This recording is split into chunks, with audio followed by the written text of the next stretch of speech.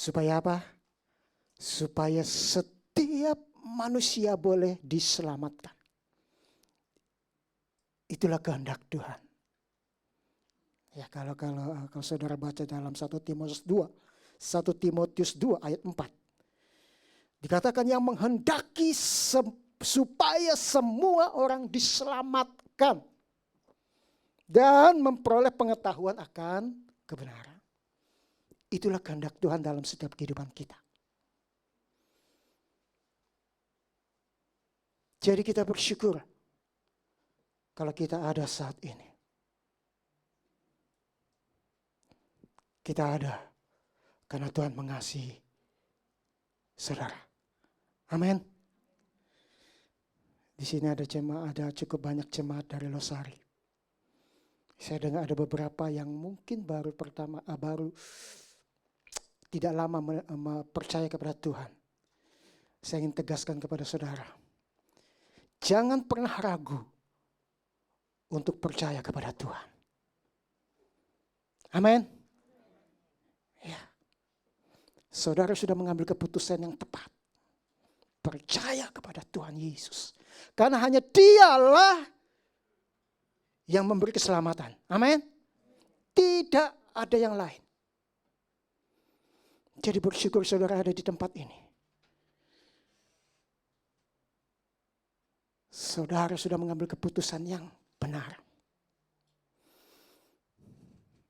Jangan pernah dibimbangkan dengan berita-berita di luar sana. Ya.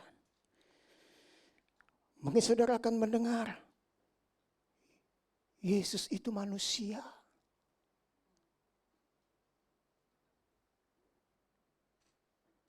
Yesus itu hanya nabi. Betul. Yesus memang manusia. Dia memang betul nabi. Tetapi lebih dari itu, Dia adalah Tuhan. Bukan manusia yang jadi Tuhan. Tapi Tuhan yang jadi manusia. Itulah yang kita imani. Ya. Jadi kalau saudara dengar berita, kok manusia jadi dituhankan? Itu pemikiran mereka. Tapi kitab suci menyatakan firman itu telah menjadi daging, telah menjadi manusia. Itulah yang kita imani. Dan jangan pernah kita ragu. Puji Tuhan.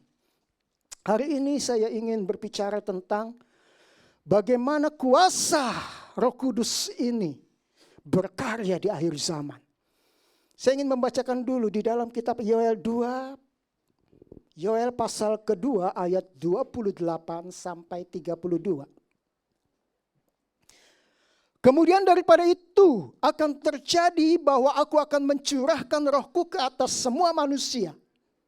Maka anak-anakmu laki-laki dan perempuan akan bernubuat. Orang-orangmu yang tua akan mendapat mimpi. Teruna-terunamu akan mendapat penglihatan-penglihatan. Juga ke atas hamba-hambamu laki-laki dan perempuan akan kucurahkan rohku pada hari-hari itu. Aku akan mengadakan mujizat-mujizat di langit dan di bumi. Darah dan api dan gumpalan-gumpalan asap. Matahari akan berubah menjadi gelap gulita dan bulan menjadi darah sebelum datangnya hari Tuhan yang hebat dan dahsyat itu. Dan barang siapa yang berseru kepada nama Tuhan akan diselamatkan. Ya, saya ulangi. Dan barang siapa yang berseru kepada nama Tuhan akan diselamatkan. Sebab di Gunung Sion dan di Yerusalem akan ada keselamatan. Seperti yang telah difirmankan Tuhan, dan setiap orang yang dipanggil Tuhan akan termasuk orang-orang yang terlepas. Puji Tuhan.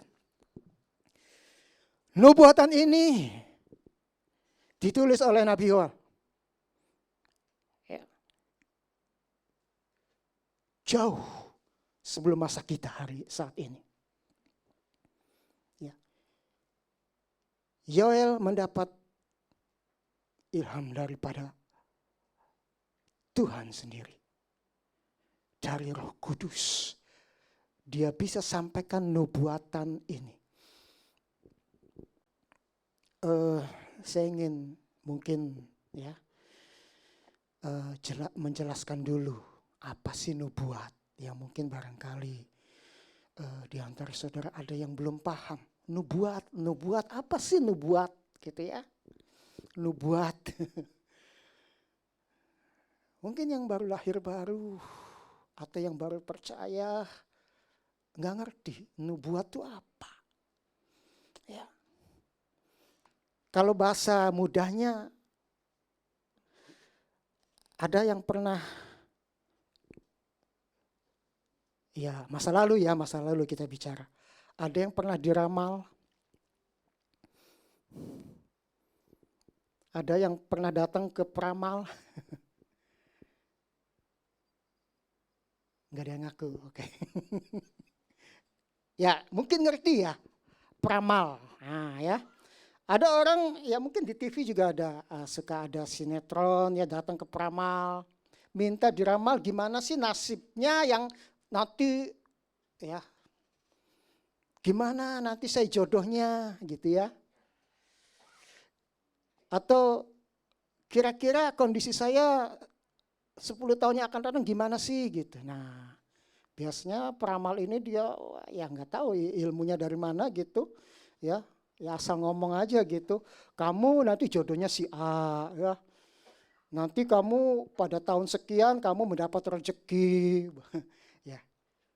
Itu ramalan. Sesuatu yang belum terjadi yang disampaikan. Kira-kira begitu nubuat. Apa yang akan terjadi di masa depan itulah yang disampaikan Tuhan kepada Nabi Yoel. Nabi Yoel sendiri tidak tahu kejadiannya nanti kayak apa.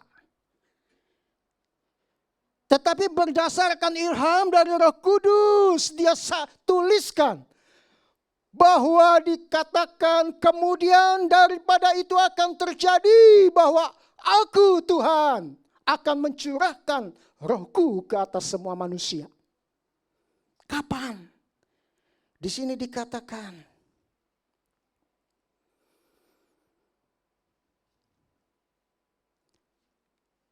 sebelum datangnya hari Tuhan yang hebat dan dahsyat.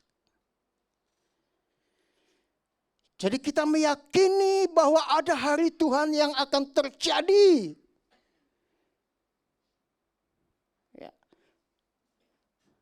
Ya mungkin gampangnya kiamat. Tapi ya hari Tuhan yang akan terjadi di mana Tuhan akan datang kedua kalinya. Ya. Dan sebelum itu terjadi dikatakan aku akan mencurahkan Rohku ke atas semua manusia. Ya. Kalau dikatakan semua manusia, artinya semua manusia tanpa terkecuali. Sehingga dikatakan anak-anakmu laki-laki dan perempuan akan bernubuat. Tadi saya sudah jelaskan bernubuat.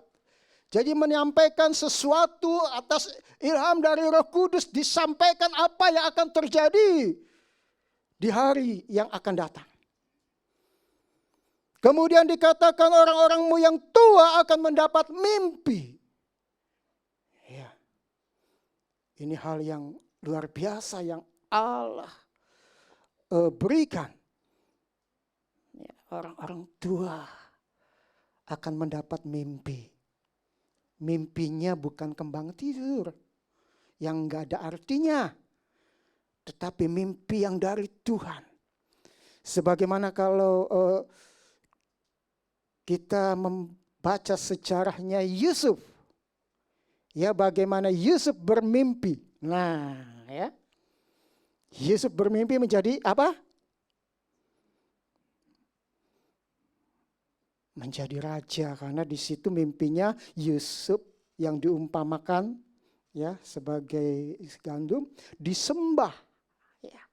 Jadi dia bermimpi pada satu saat nanti Allah akan tetapkan dia menjadi raja. Kalau Allah yang bernubuat, pasti apa? Jadi. Kalau ramalan manusia, walau alam. Ya. Karena tidak ada seorang pun yang tahu apa yang akan terjadi hari esok. Hanya Tuhan. Mimpi Yusuf menjadi kenyataan, Yusuf menjadi raja di Mesir. Itulah mimpi. Ya, contoh gampangnya ya. Kemudian penglihatan. Ya. Banyak nabi-nabi yang diberi penglihatan oleh Tuhan. Ini pun sama intinya. Penglihatan yang Tuhan nyatakan itu adalah apa yang akan terjadi di hari esok. Jadi di sini kita bisa belajar atau bisa memahami bagaimana Allah bekerja. Ya. Di dalam kuasa Roh Kudusnya Allah bekerja. Untuk apa? Untuk manusia. Supaya setiap manusia diselamatkan. Itulah tujuan Allah.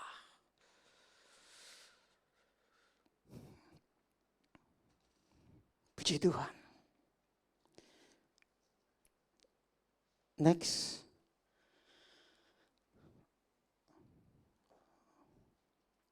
Sebelumnya, nubuat Nabi Yoel merupakan janji berkesinambungan bagi setiap orang yang menerima Kristus sebagai Tuhan. Karena semua orang percaya dapat dan harus dipenuhi dengan Roh Kudus. Oke. Saudara-saudaraku yang dikasihi oleh Tuhan. Nubuat itu pun ya, Tuhan punya tujuan. Di sini dikatakan merupakan janji yang berkesinambungan bagi setiap orang yang menerima Kristus sebagai Tuhan. Ya, karena semua orang percaya harus dipenuhi dengan Roh Kudus. Tetapi bukan untuk itu saja. Di tengah jemaat, mungkin ada orang-orang yang tadi saya katakan. Mungkin baru percaya, tetapi percaya mereka belum teguh. Atau mungkin ada yang datang diajak temannya. Ayo datang, enak loh. Loh saya kan bukan orang Kristen, enggak apa-apa. Jadi tidak semua yang datang hadir di tengah-tengah kebaktian, ibadah, jemaat Tuhan itu adalah orang-orang percaya. Ada juga mereka yang belum percaya. Ada juga yang percaya masih ragu-ragu. Disitulah dibutuhkan karya Roh Kudus, manifestasi Roh Kudus, nubuatan dibutuhkan di situ. Karena ketika kita orang-orang percaya bernubuat, maka nubuatnya ini disampaikan di tengah-tengah jemaat. Kalau saya ingin sampaikan bahwa ketika hari Pentakosta, bagaimana rasul-rasul bernubuat, di situ ada banyak orang-orang yang di luar mereka yang ikut juga berkumpul. Ya mereka menyaksikan, bukankah dia orang Galilea? Ya. Tapi kok mereka bisa berbahasa kita ya? Itu yang terjadi, mereka mendengar nubuatan disampaikan.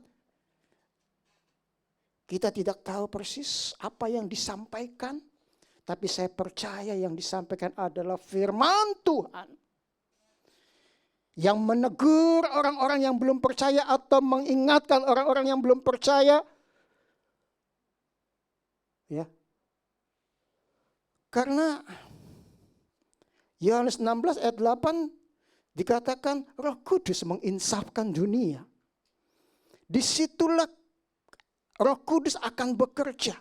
ketika nubuatan disampaikan, firman Allah disampaikan, firman Allah itu akan menegur ataupun menginsafkan orang-orang yang mendengar pada saat itu.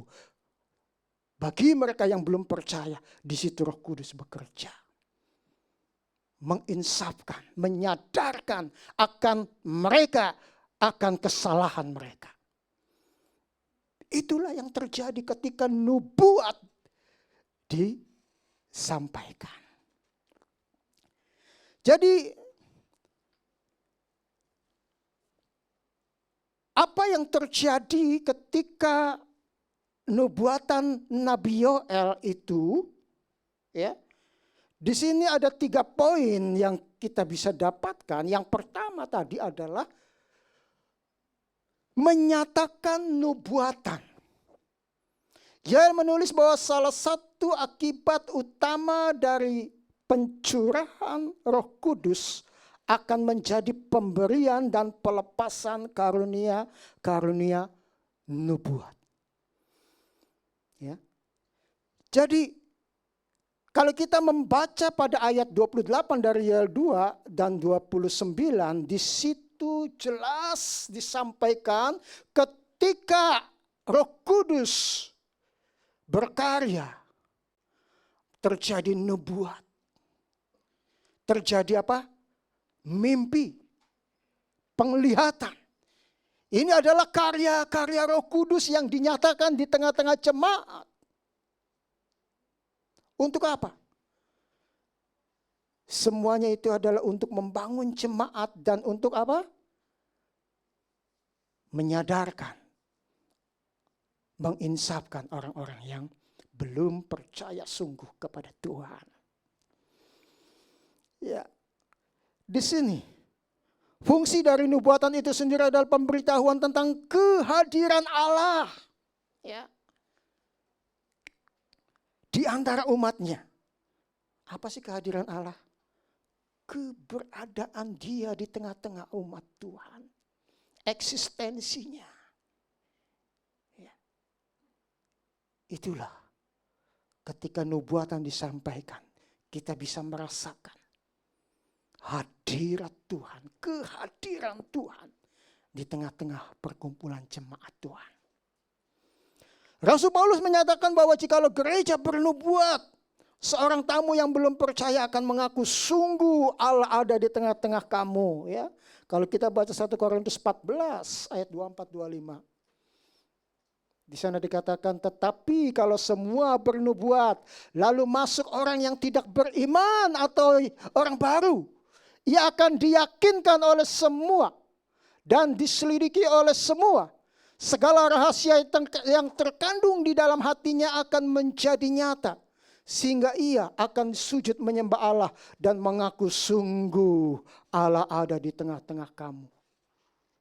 Itu yang terjadi ketika nubuat disampaikan. Rasul Paulus katakan sekiranya ada orang yang belum percaya, orang baru, dia akan diyakinkan bahwa di tengah-tengah perkumpulan itu Allah ada. Kita juga bisa baca dalam Kisah Para Rasul 2. Ya. Ayat 4 dikatakan, maka penuhlah mereka dengan Roh Kudus, lalu mereka mulai berkata-kata dalam bahasa-bahasa lain seperti yang diberikan oleh Roh itu kepada mereka untuk mengatakan.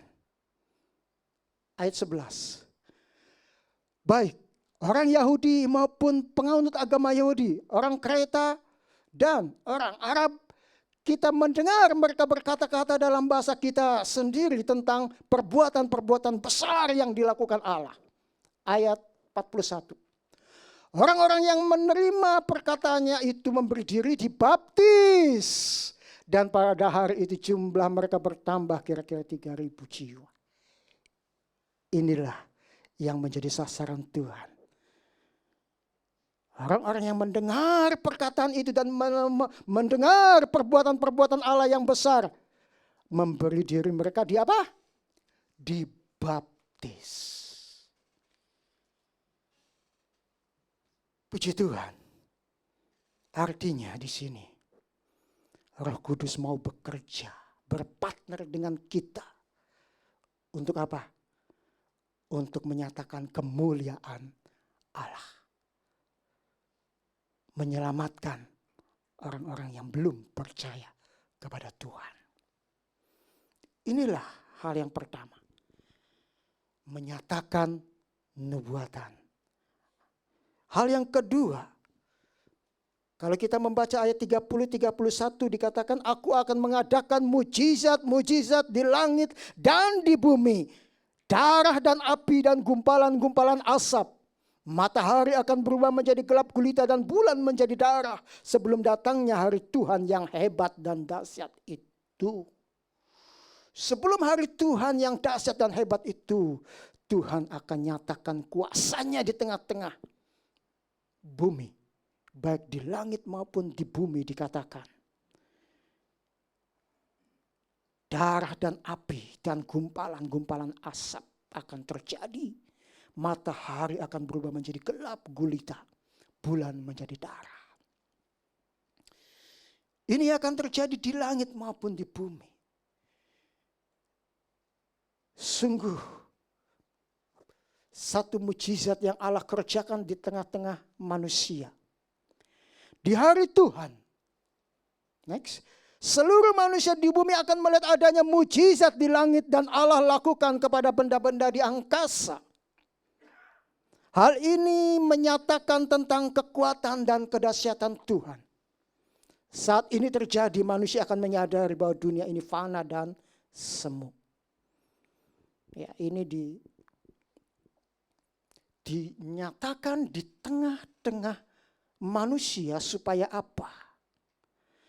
Manusia yang merasa sok pinter, manusia yang merasa sok hebat. Ya, ada iklan dari satu entah itu dari apa ya, Telkomsel atau apa gitu ya. Oleh jaringan internet itu dikatakan dunia dalam genggaman. Ini dengan sombongnya manusia menyatakan dunia tidak ada batas. Kita bisa menjangkau, kita bisa berkomunikasi dengan orang-orang jauh non di sana, ya. Kita bisa berkomunikasi dengan mereka yang ada di Amerika hanya dengan ponsel. Jadi dikatakan dunia hanya dalam genggaman. Ya betul, memang itu terjadi. Tetapi bukan berarti manusia menguasai segala-galanya. Amin.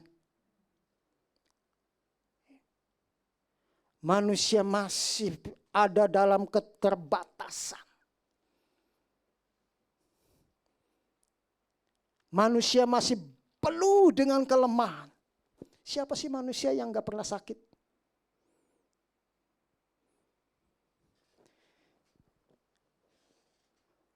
Manusia serba terbatas. Betul dia menguasai di bidang A, tetapi belum tentu dia menguasai di bidang B. Tetap terbatas. Jadi jangan pernah kita menyombongkan apa yang kita miliki. Seolah-olah kita adalah pemilik dunia ini.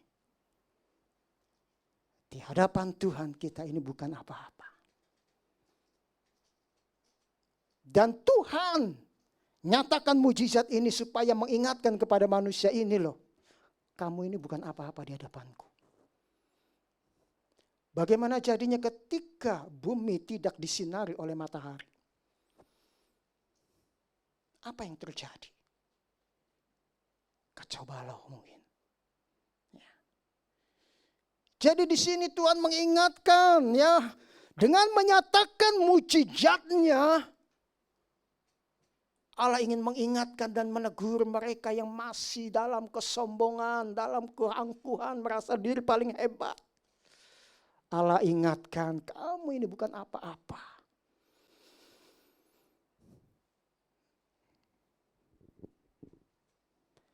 Next, di hari Tuhan, seluruh manusia di bumi akan melihat adanya mujizat di langit yang Allah lakukan kepada benda-benda di angkasa. Hal ini menyatakan tentang kekuatan dan kedahsyatan Tuhan. Saat ini terjadi, manusia akan menyadari bahwa dunia ini fana dan semu. Ya. Dunia ini tidak kekal. Ya. Dunia ini gampang begitu berubah. Ingat 3 tahun yang lalu, 2019, begitu COVID melanda dunia, begitu drastisnya dunia berubah. Tuhan akan membuktikan, Dia akan menggoncangkan apa yang bisa digoncangkan. Untuk apa? Untuk menyatakan ada kerajaan yang tidak tergoncangkan, yaitu kerajaan Allah. Bagaimana dunia terperangah dengan adanya COVID. Kalang kabut. Mereka tidak bisa berbuat banyak selain menerima keadaan. Walaupun ada upaya-upaya yang dilakukan. Tetapi di situ membuktikan manusia sesungguhnya di hadapan Allah tidak ada apa-apanya. Rasul Petrus pun sudah mengingatkan di dalam 2 Petrus 3 ayat 10. Tetapi hari Tuhan akan tiba seperti pencuri. Pada hari itu langit akan lenyap dengan gemuruh yang dahsyat dan unsur-unsur dunia akan hangus dalam nyala api. Dan bumi dan segala yang ada di atasnya akan hilang lenyap. Ya. Menjelang hari Tuhan, langit dan bumi akan lenyap. Dan akan berganti dengan langit dan bumi yang baru. Yang Tuhan sediakan bagi orang-orang percaya. Amin. Haleluya, puji Tuhan. Manusia ya, yang semakin pintar dan menganggap bahwa dunia ada dalam genggamannya akan menyadari bahwa mereka hanyalah ciptaan yang pada akhirnya harus bertanggung jawab kepada Tuhan Sang Pencipta.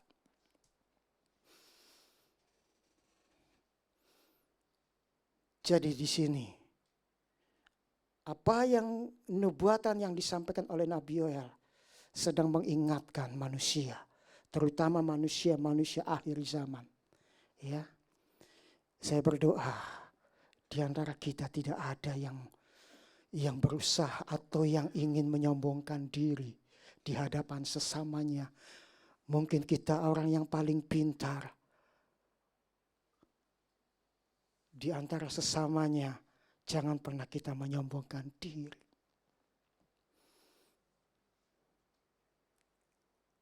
Karena sesungguhnya di hadapan Tuhan itu bukan apa-apa. Hal yang ketiga, kalau kita baca ayat 32. Dan barang siapa yang berseru kepada nama Tuhan akan diselamatkan, sebab di Gunung Sion dan di Yerusalem akan ada keselamatan. Seperti yang telah difirmankan Tuhan, dan setiap orang yang dipanggil Tuhan akan termasuk orang-orang yang terlepas. Jadi ayat 32 ini menyatakan keselamatan bagi mereka yang berseru kepada Tuhan.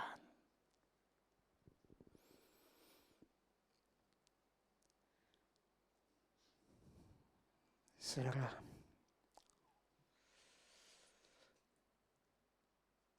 seberapa dalam engkau percaya kepada Tuhan? Hari ini Tuhan mengingatkan kepada kita.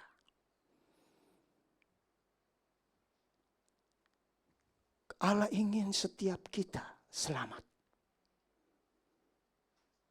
Allah tidak menginginkan seorang pun binasa. Tetapi yang menjadi persoalannya adalah kepada kita masing-masing. Ibrani pasal 3 di sana dikatakan, Mengapa mereka tidak bisa masuk tanah perjanjian? Ini berbicara tentang bangsa Israel. Ketika mereka keluar dari Mesir, mereka dituntun oleh Musa menuju tanah perjanjian Kanaan. Dan dikatakan di sana ada banyak di antara mereka yang tidak bisa sampai ke tanah perjanjian. Ibrani katakan, karena ada di antara mereka yang tidak taat. Mereka tidak sampai ke tanah perjanjian. Ada di antara mereka yang tidak setia. Mereka tidak sampai ke tanah perjanjian. Ada di antara mereka yang tidak percaya kepada Tuhan. Mereka tidak masuk ke tanah perjanjian.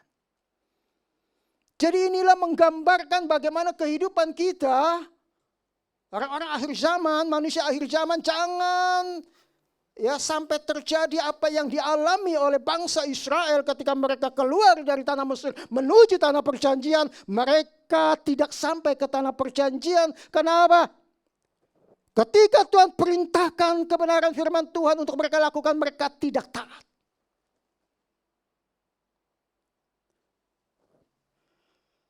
Mereka tidak setia kepada Tuhan, mereka berpaling kepada ilah-ilah lain. Dewa-dewa Kanaan. Ini membuat mereka dibinasakan di padang gurun. Ada ketidakpercayaan di hati orang-orang Israel.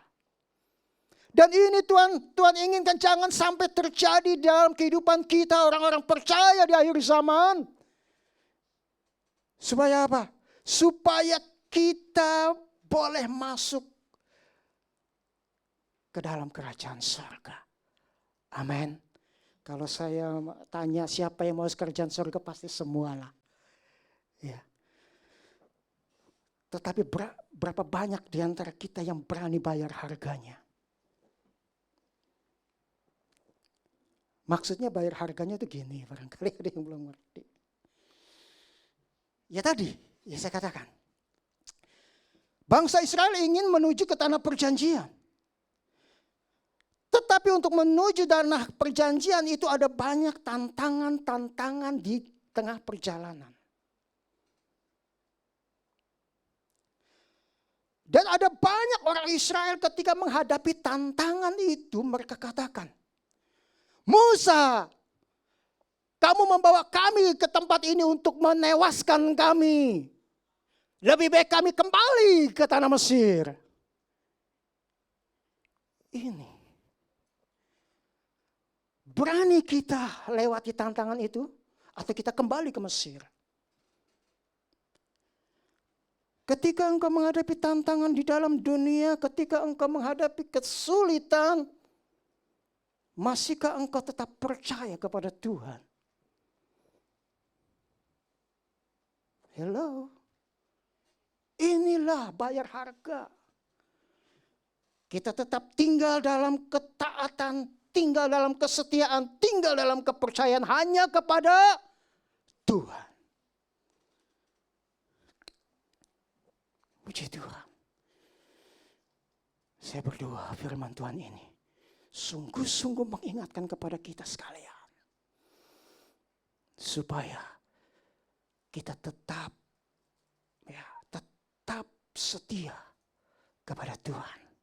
Karena sesungguhnya janji Tuhan itu adalah ya dan amin. Puncak dari hari Tuhan yang sebenarnya bukanlah untuk mempertontonkan kuasa Allah. Ya.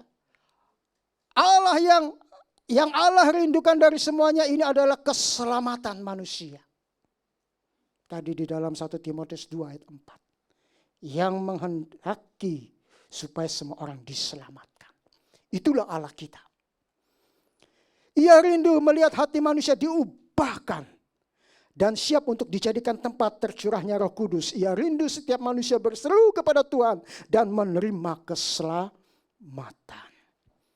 Inilah yang menjadi kunci. Bagaimana kita bisa mempertahankan iman kita. Ya. Kalau di dalam Matius 25 ada perumpamaan tentang 5 gadis yang bodoh dan 5 gadis yang bijaksana.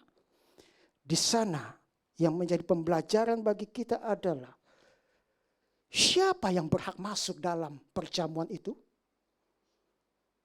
5 gadis yang bijaksana. Mengapa?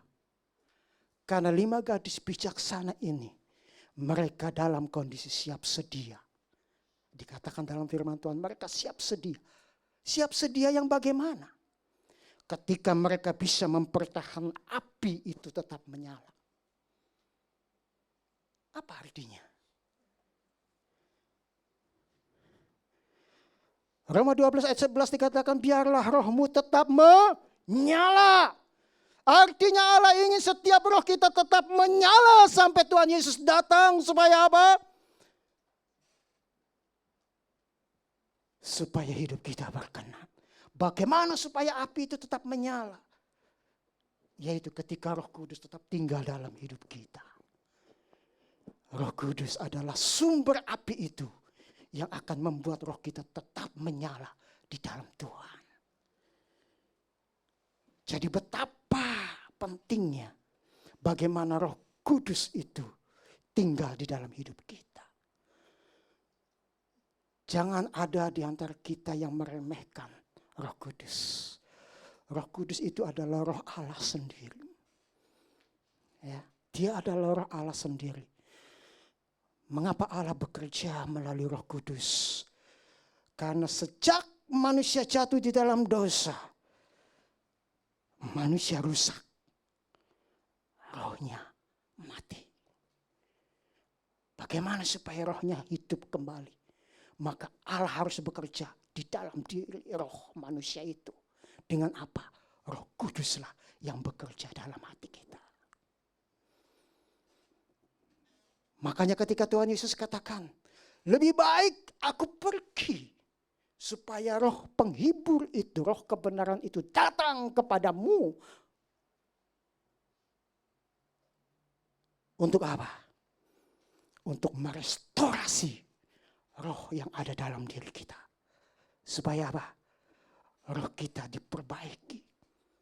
Roh kita menyala di hadapan Tuhan. Maka ketika Tuhan Yesus datang, come in. Masuk dalam perjamuanku. Itulah Roh Kudus yang harus tinggal di dalam hidup kita. Amin. Beri tepuk tangan bagi Tuhan kita. Haleluya. Oh, horapa syakaralapa. Mari kita bangkit berdiri. Yenamba syakakarapa syeke.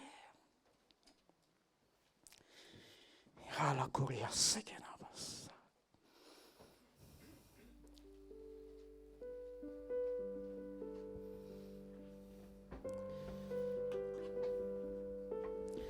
Keselamatan dari Allah tersedia bagi kita.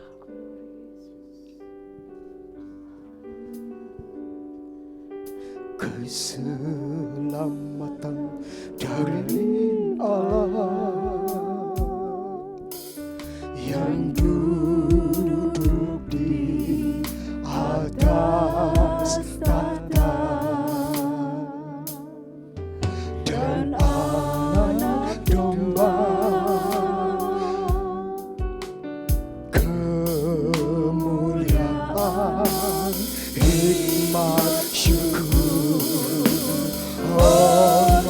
kuasa, kekuatan. Mari kita nyatakan bagi Allah selama-lamanya, bagi Allah selama-lamanya, bagi Allah selama-lamanya. Amin.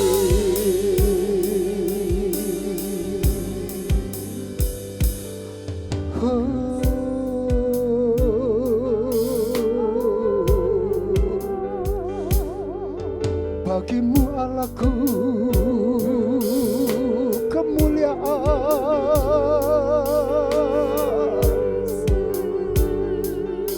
oh,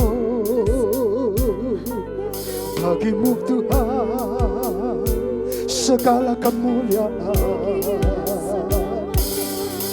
Haleluya, haleluya.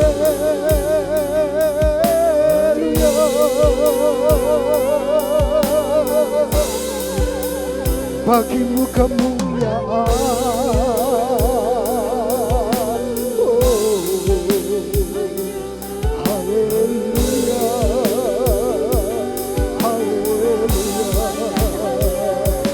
Puji namamu,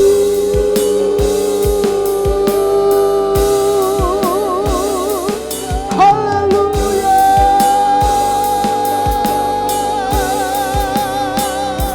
haleluya.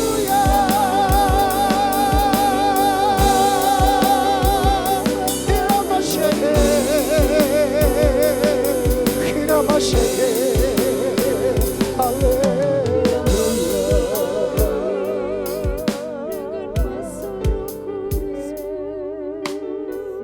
Terima kasih Tuhan.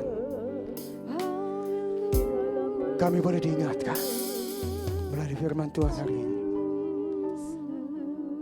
betapa pentingnya kami menjaga kehidupan kami, agar hidup kami tetap kudus di hadapan Tuhan, agar kami tinggal dalam kesetiaan, ketaatan, di dalam kepercayaan penuh kepada Engkau, sehingga kami boleh didapati dalam kondisi siap sedia, roh yang tetap menyala di hadapan Tuhan, untuk kami boleh masuk di dalam perjamuan anak domba, dalam kemuliaan yang kekal. Haleluya. Terima kasih Tuhan.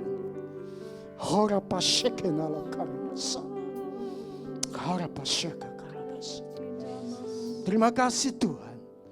Firman-Mu hamba-Mu sudah sampaikan. Roh Kudus Engkau yang sendiri akan bekerja dalam setiap pribadi anak-anak-Mu hari ini. Terima kasih Tuhan. Terima kasih. Bapa, terima kasih untuk pimpinan-Mu. Sehingga pagi dan siang hari ini ibadah boleh berjalan dengan baik. Tuhan, Engkau akan memberkati umat-umat-Mu, jemaat-Mu Tuhan.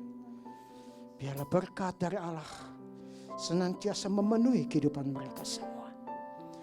Dan saat ini juga kami berdoa untuk setiap persembahan yang dibawa oleh jemaat-Mu, anak-anak-Mu. Tuhan, Engkau memberkati. Seberapa besar yang mereka sudah bawa, biarlah itu menjadi sesuatu yang akan terus pekerjaan Tuhan bisa berjalan. Biarlah Tuhan memberkati segala persembahan yang sudah mereka bawa. Dengan hati yang sukarela, hati yang penuh sukacita, mereka sudah mempersembahkan itu di hadapan Tuhan. Berkati mereka Tuhan. Demikian juga saudara-saudara kami yang sepanjang minggu ke depan berulang tahun. Tuhan, Engkau berkati. Bertambahnya usia 1 tahun, kiranya juga diimbangi dengan bertambahnya keteguhan iman mereka kepada Engkau ya Tuhan.